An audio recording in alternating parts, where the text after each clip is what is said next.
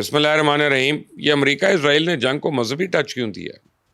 Trump کا ایک سنسنی خیز انکشاف، ایران غضبناک، نئے سپریم لیڈر کا بڑا اعلان، اسرائیل سخت خوفزدہ، آبنائے ہرمز میں بارودی سرنگ ہے. یہ کیا ہو رہا ہے؟ آپ دیکھ رہے ہیں مبشر لقمان چینل. میرا نام مبشر لقمان ہے. اس میں کوئی شک نہیں کہ اسرائیل اور امریکہ کی ایران کی یہ جنگ اخلاقی اور سیاسی حمایت سے محروم ہے، لیکن امریکہ میں صورتحال اس سے بالکل مختلف ہے.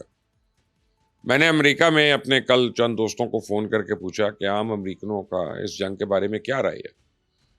تو یقین مانے ان کا جواب سن کے تو میں حیران ہو گیا. وہ بتاتے ہیں کہ ان حالات میں بھی عام امریکی اپنے صدر پر بہت یقین رکھتے ہیں. امریکنز کو اس بات کا کامل یقین ہے کہ جنگ کے بارے میں پینٹاگون اور ان کے ساتھ سچ بولا جا رہا ہے. وہ یہ جاننا بھی نہیں چاہتے کہ باہر دنیا اس جنگ کے بارے میں کیا کہہ رہی ہے. اور جنگ کے مخالف امریکنز بھی اپنی فوجیوں کے لیے فکر مند ہیں. یہ باتیں میں نے آپ کو اس لیے بتا رہا ہوں کیونکہ آج پریزیڈنٹ ٹرمپ کے ایک بیان پہ میڈیا اور سوشل میڈیا پہ بڑی لے دے ہو رہی ہے.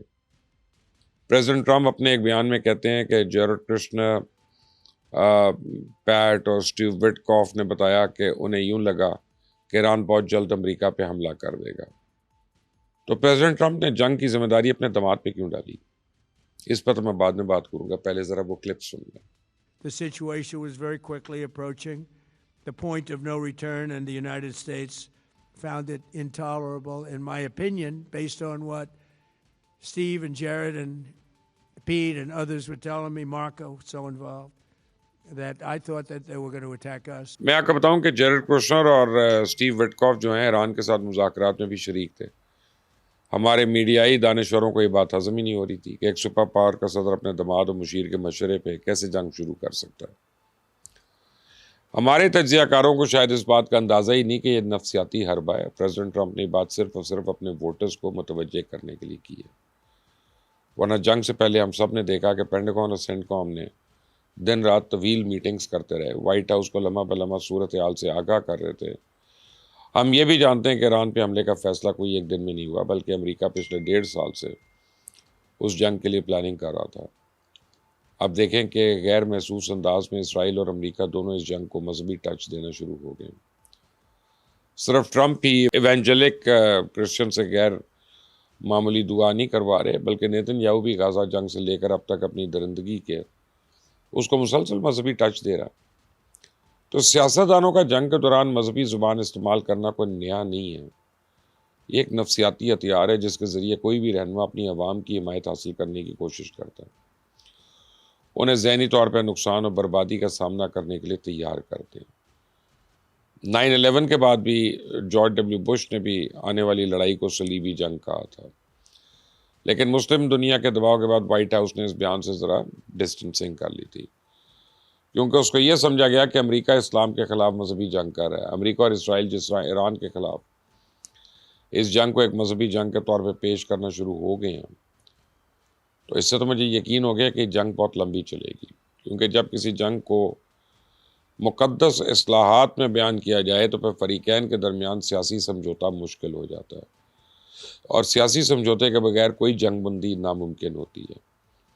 اب تو عالمی سطح پہ بھی تنقید ہو رہی ہے کہ مذہبی بیان بازی نے عسکری نوعیت کے فیصلوں میں غیر ضروری مذہبی رنگ بھرنا شروع ہو گیا.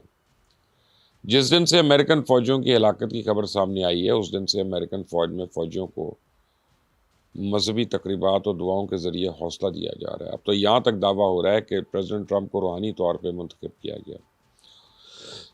دوسری جانب نیتن یاہو بھی بائبل میں دشمن ممالک کا ذکر کر کے عوام میں ہم مقابلہ وہ کے جذبات کو مضبوط کر رہا ہے. عالمی ماہرین خبردار کر رہے ہیں کہ مذہبی بیانیے سے آپ عوام کی حمایت تو حاصل کر لیں گے، لیکن پھر آپ کے لیے کوئی پولیٹیکل کمپرومائز کرنا ناممکن ہو جائے گا. اب اسرائیل کی منافقت دیکھیں کہ ایک طرف وہ اپنے لوگوں کو ان کی ہمدردیاں حاصل کرنے کے لیے مذہب کی آڑ لے رہا ہے، دوسری طرف وہ اس بات سے سخت خوفزدہ ہے کہ کئی مسلمان ممالک ان کے خلاف اکٹھے نہ ہو جائیں. تو اسرائیل کے سابق وزیر اعظم نے ابھی حال ہی میں ایک انٹرویو میں کہا ہے کہ ہمیں اس بات کو یقینی بنانا ہے کہ ترکی، قطر، شام اور حماس مل کر کوئی نیا اتحاد نہ بنا لیں. اسرائیل کے سابق وزیر اعظم نے دھمکی دی ہے کہ اب یہ ترکی پر منحصر ہے کہ وہ کیا چاہتا ہے.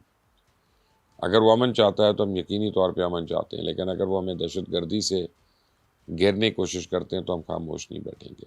सुने ज़रा.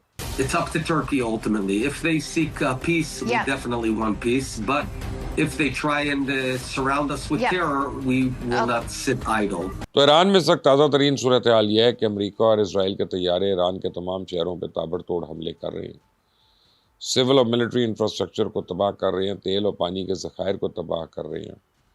अब ऐसी रिपोर्ट्स भी सामने आ रही हैं कि ईरान के नए सुप्रीम लीडर सैयद मुश्तबा खामनाई ने जौहरी प्रोग्राम को रोकने से मुतल्लिक तमाम बैनुल-अक़वामी मुआहिदों को मनसूख करने का फ़ैसला कर दिया.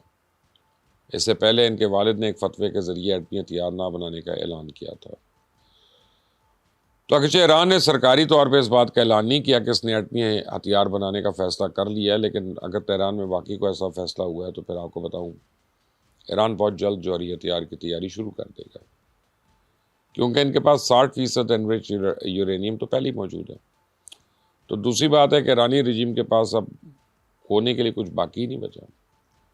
ईरान ने दूसरा काम यह किया है कि आबनाए हुर्मुज़ में बारूदी सुरंगें बिछाना शुरू कर दी हैं.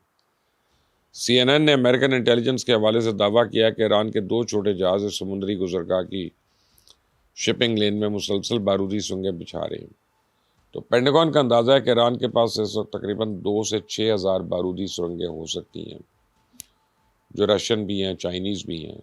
तो मैं आपको बताऊं कि ये बारूदी सुरंग जो है पानी की सतह से सिर्फ 3 से 5 फुट नीचे तैर रही होती है, और इनकी मौजूदगी में अगर आप तेल बरदार टैंकर को तबाह करने के लिए किसी रॉकेट मिसाइल या ड्रोन की फिर ज़रूरत नहीं है. ईरान की पूरी साहिली पट्टी की निगरानी इस वक्त पासदारान इनकलाब के पास है, और पासदारान इनकलाब इस वक्त किसी मरकज़ी क़यादत के तहत काम नहीं कर रहे, बल्कि इनका हर यूनिट मुकम्मल तौर पर आज़ाद और खुद मुख्तार है.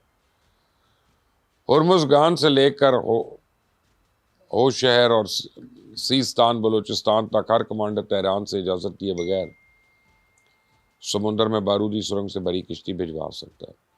अब 30 किलोमीटर चौड़ी समुद्री गुज़रगाह में क्लियरेंस ऑपरेशन कैसे होगा, ये बात अमेरिका के लिए दर्द से बनी हुई है, क्योंकि जब तक ये इलाका बारूदी सुरंगों से पाक नहीं होगा तब तक कोई भी जहाज़ उस इलाके से गुजरने की तो हिम्मत नहीं करेगा, और जब तक ये समुद्री गुज़रगाह बंद रहेगी तब तक तेल की कीमत ऊपर नीचे होती रहेगी और आलमी मईशत दबाव का शिकार रहेगी. हो सकता है अगले 1-2 हफ्तों में खलीजी ममालिक में खुराक और अशियाई खुर्द का किल्लत हो जाए. मेरा ज़ाती ख्याल है कि जंग अब इस मरहले में दाखिल हो चुकी है कि जिसकी कोई कीमत नहीं है. यह मुकम्मल तौर पर एक लाहासिल जंग है जिसमें सबकी तबाही यकीनी है. फतह किसी के हिस्से भी नहीं आएगी, शिकस्त सबका मुकद्दर बन सकती है. सोचेगा मेरी इस बात को, कमेंट्स अपनी राय दीजिएगा. इस चैनल को सब्सक्राइब करें, बेल आइकॉन को प्रेस करें. अल्लाह हाफिज़.